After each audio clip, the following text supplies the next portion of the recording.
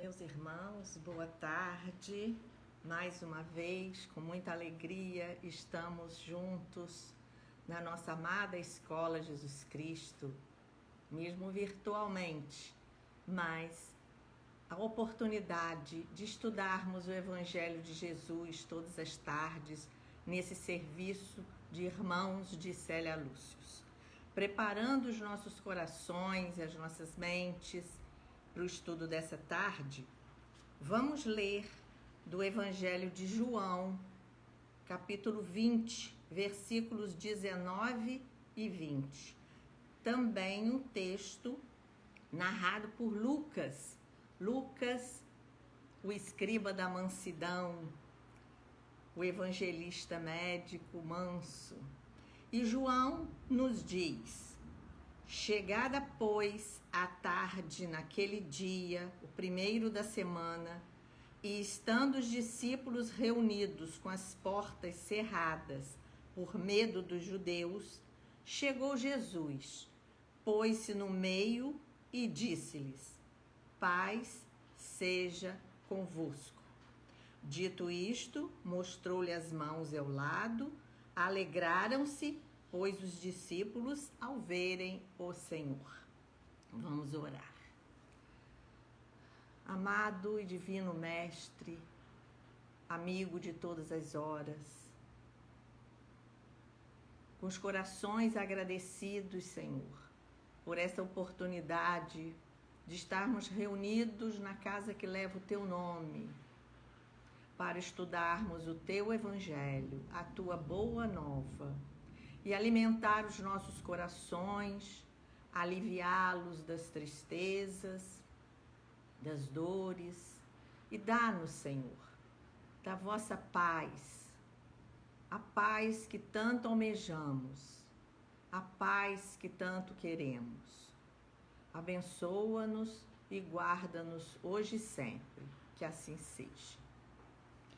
Meus irmãos, antes de entrarmos no assunto de hoje, que é do livro Palavras de Vida Eterna, com a explicação de Emmanuel deste versículo de Jesus, aliás, dessa frase, paz seja convosco, nós não podemos ignorar, não podemos deixar de lembrar da data de hoje.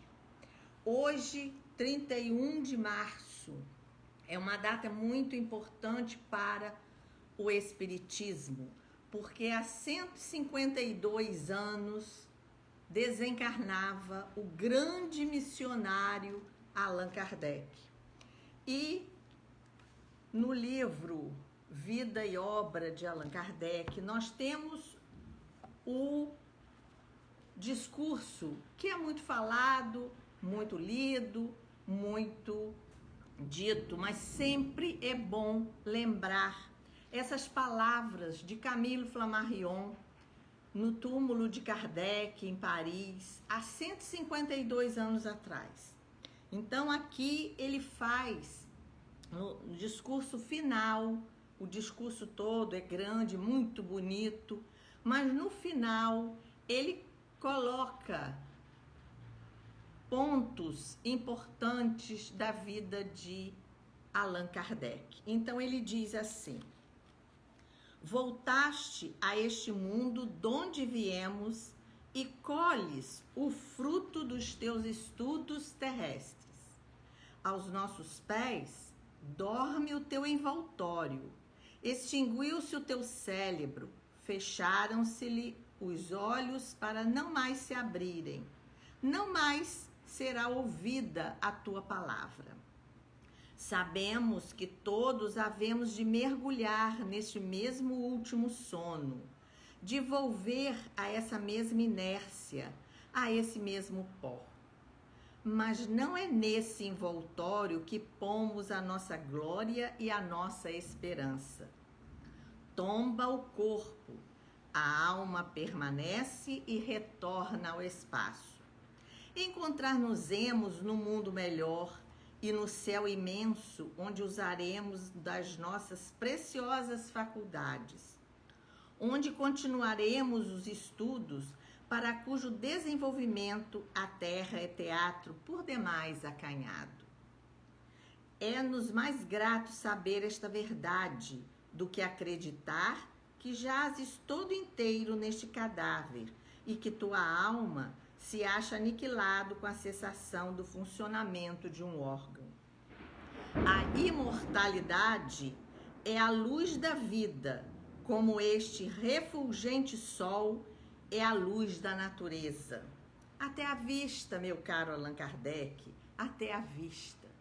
Que beleza, meus irmãos, deste discurso no túmulo desse grande missionário que cumpriu, que estava colhendo no mundo espiritual as glórias do dever cumprido. E também para lembrar dessa grande figura que trouxe, que codificou o Espiritismo para nós, essa doutrina consoladora que explica o Evangelho de Jesus. Aqui no livro Obras Póstumas, em 1863, houve um culto, né? Uma sessão mediúnica, onde Kardec vai fazer uma pergunta ao espírito comunicante. E essa pergunta vai ser fruto de um estudo dele, porque ele estava fazendo uma obra, trabalhando numa obra, que depois a gente vai saber que é o Evangelho segundo o Espiritismo.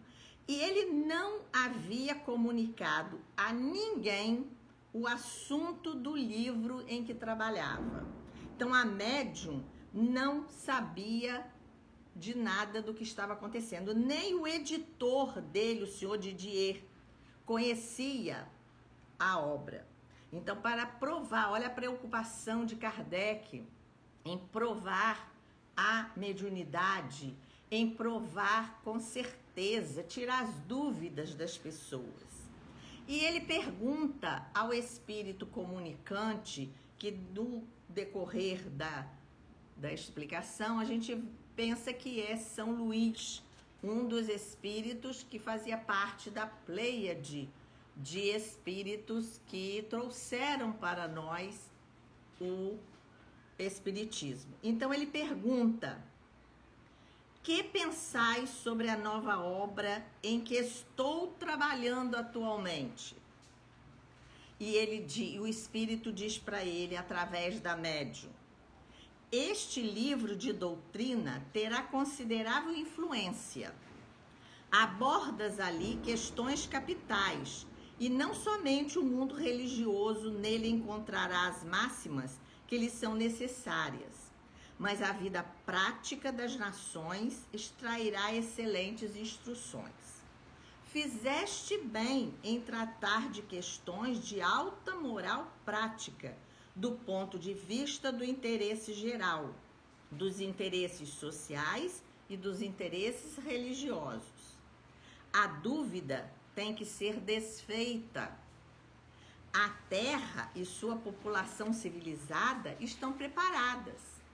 Há muito que... Olha a importância desta comunicação. Há muito que teus amigos do além-túmulo a desbravaram. Lança, pois, a semente que te confiamos, porque chegou a hora de a Terra gravitar na ordem radiante dos mundos e de sair finalmente da penumbra e da névoa intelectual.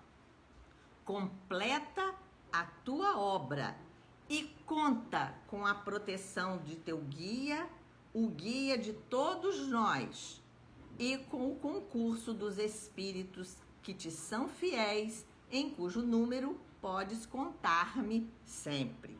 Então a gente vê aqui o espírito de verdade, os espíritos amigos, os espíritos que estavam comandando aquela missão maravilhosa, e esse espírito que é um espírito amigo que estava sempre ao seu lado.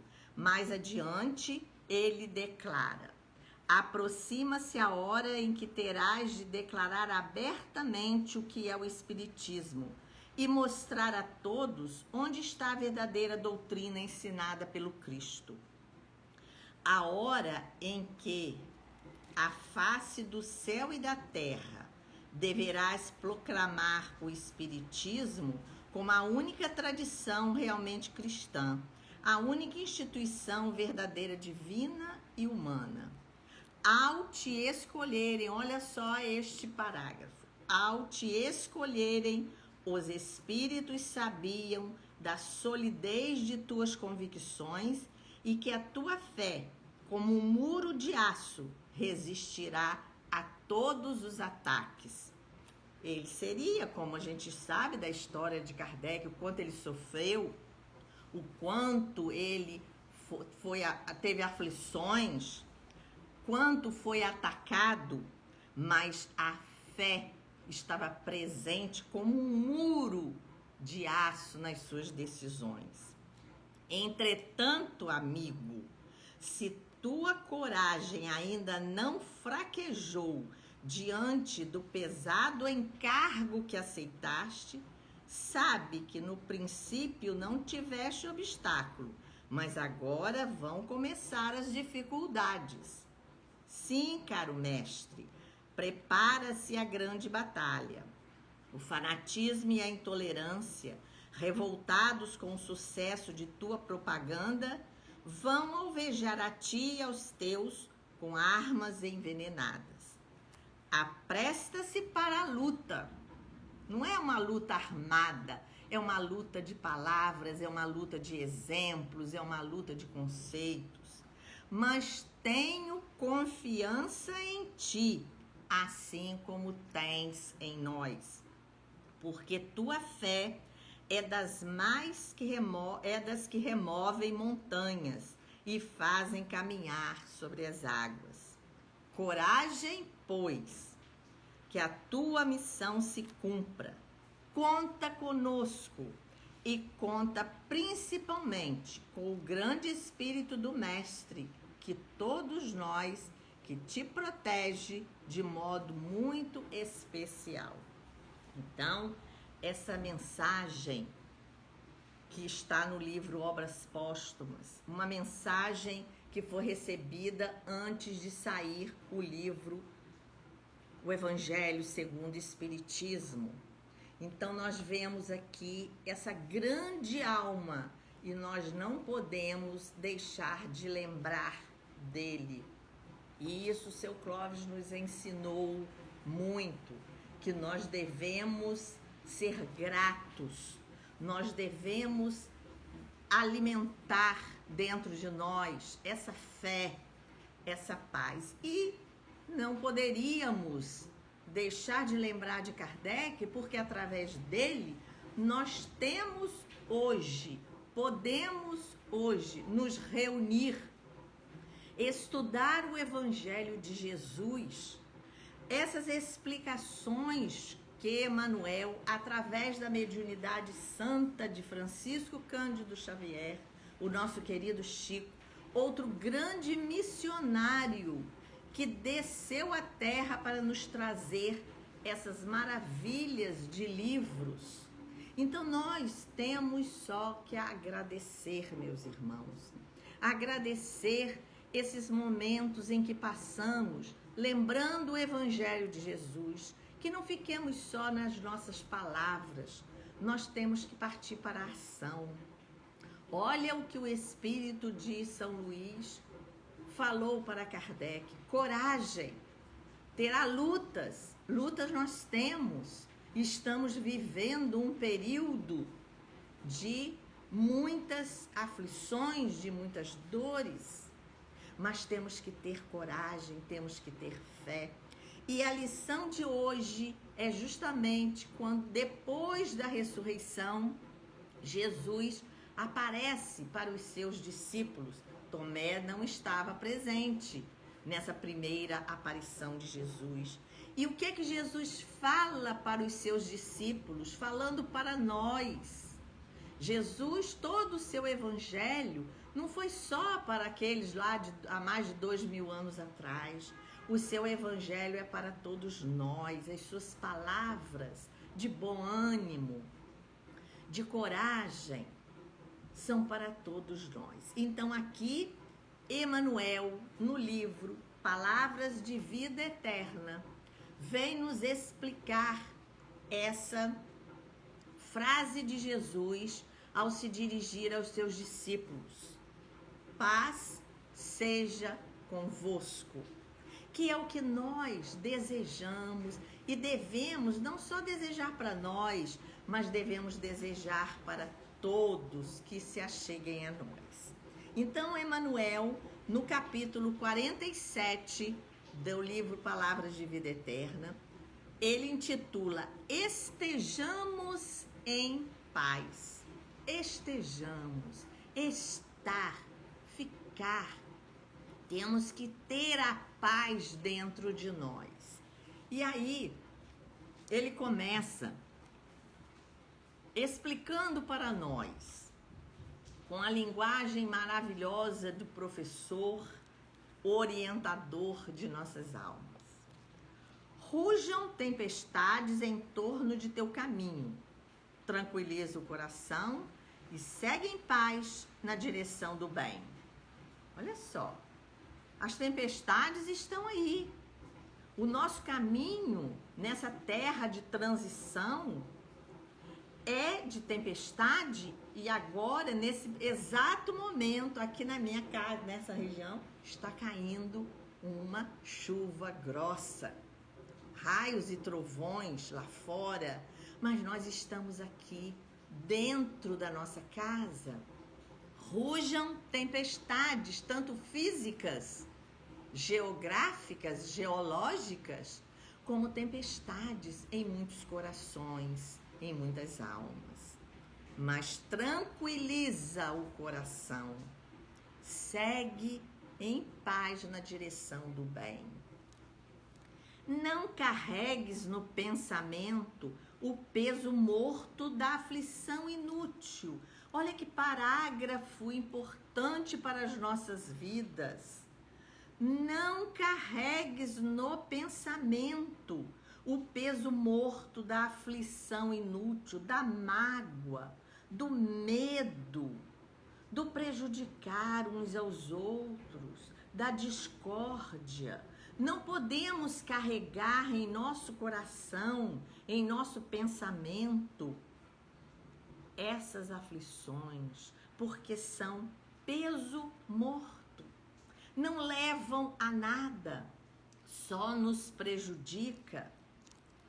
Refugia-te na cidadela interior do dever, retamente cumprido. Olha só, refugiar, resguardar, ficar quietinho na cidadela interior, dentro do nosso quarto, dentro do nosso coração, do dever retamente cumprido, e entrega a sabedoria divina à ansiedade que te procura, a feição de labareda invisível.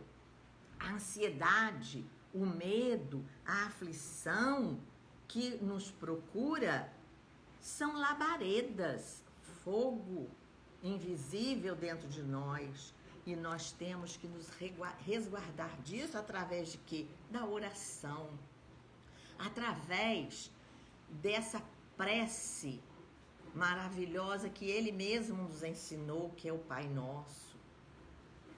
Se alguém te acusa, aquieta-te e ora em favor dos irmãos desorientados e infelizes.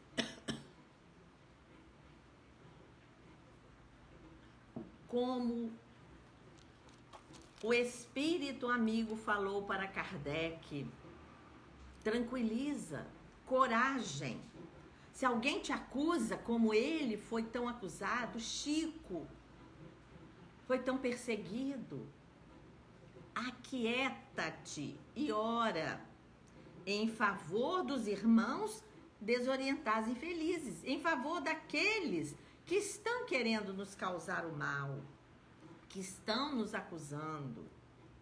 Se alguma circunstância te contraria, asserena a tua alma e espera que os acontecimentos te favoreçam. Quantos ensinamentos, meus irmãos! Quantas vezes abrimos os livros e aquietamos o nosso coração, asserena a tua alma e espera.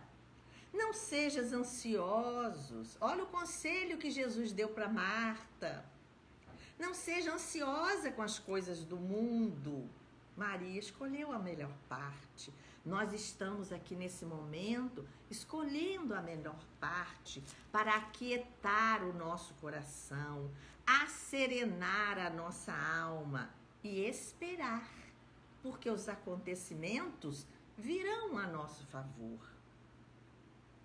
Lembra-te de que és chamado a viver um só dia de cada vez, sempre que o sol se levante. Olha só a linguagem de Emmanuel a nos trazer exemplos do nosso cotidiano. O sol se levanta todo dia. Vivemos um só dia de cada vez. Como o lema dos Alcoólicos Anônimos, só por hoje. Vamos fazer as coisas de cada vez, sem atropelos, sem ansiedades, sem aflições, porque nós vivemos todo dia de manhã, acordamos naquele mesmo horário, o dia que começa para tratarmos dos assuntos do bem, da verdade, melhorarmos o nosso interior, a cidadela interior da nossa vida, transformarmos cada dia em pessoas de bem. E por mais amplas se te façam as possibilidades, tomará uma só refeição, vestirás um só traje de cada vez nas tarefas de cada dia. Nós não vamos botar uma roupa em cima da outra, porque não é lógico, não é correto. Nós não vamos fazer 2 refeições iguais, 2 almoços, 2 cafés da manhã. É um de cada vez. As tarefas diárias são de cada dia. Embora te atormentes pela claridade diurna, a alvorada não brilhará antes da hora prevista. E embora te interesses pelo fruto de determinada árvore, não chegarás a colhê-lo antes do momento justo. A natureza não dá saltos, tudo tem o seu tempo certo. O tempo é importante a gente analisar. Não queiramos atropelar as coisas. Não queiramos fazer do tempo de Deus a nosso favor. Deus tudo provê. A claridade diurna, não adianta a gente querer que amanheça depressa o dia, porque o sol vai nascer na hora certa. Não podemos querer que os frutos, e como hoje a gente está vendo tantos agrotóxicos, os frutos estão sendo tirados antes do tempo, eles perdem o sabor. Se ele amadurecer no tempo certo, ele vai ter outro sabor.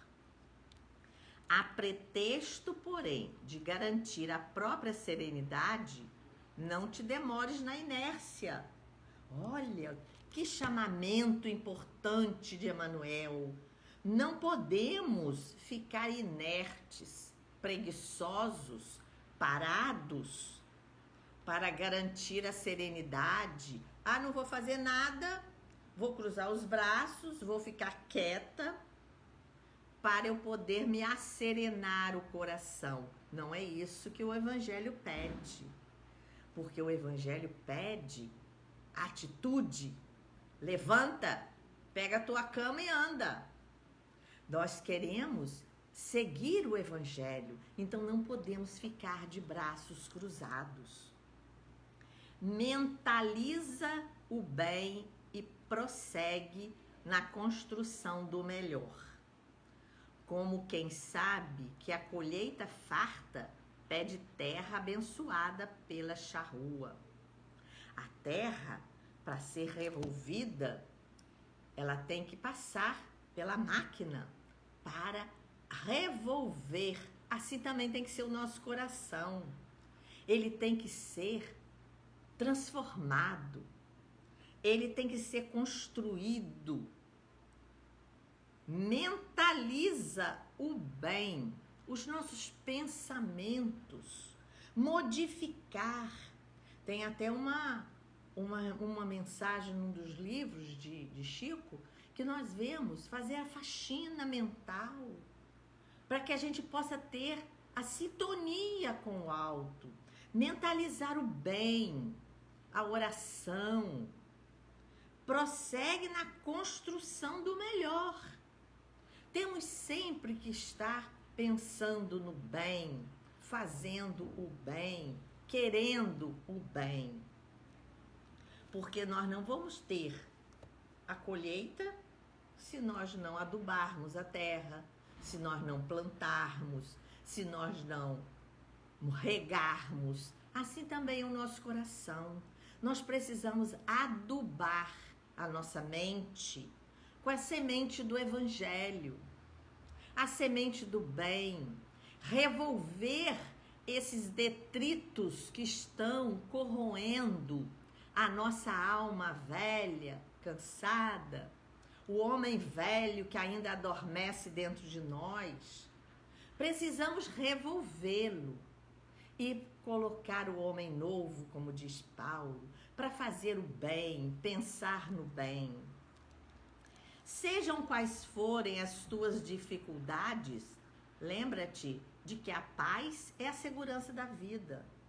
Dificuldades nós temos aos montes, estamos vivendo um período muito difícil da humanidade toda, período em que temos que pensar, período que foi feito por Deus, não foi simplesmente para dizimar a população, foi para que nós possamos pensar e modificar as nossas atitudes, modificar o nosso coração, a solidariedade existir dentro de nós, a fraternidade fazer morada em nós.